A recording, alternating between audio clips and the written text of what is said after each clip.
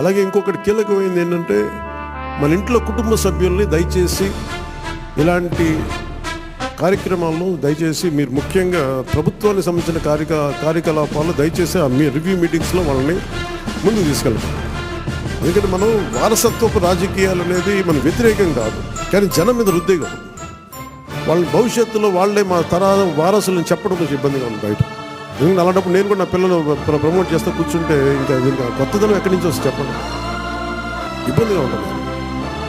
సహజంగా మీ బిడ్డలు మీరు ఎదగాలనే కోరుకుంటున్నాం. రాజకీయాలు వస్తే నాకే ఇబ్బంది లేదు. We are not against legacy, but let it happen in organic way, సహజ క్రమంలో జరిగినవాడు.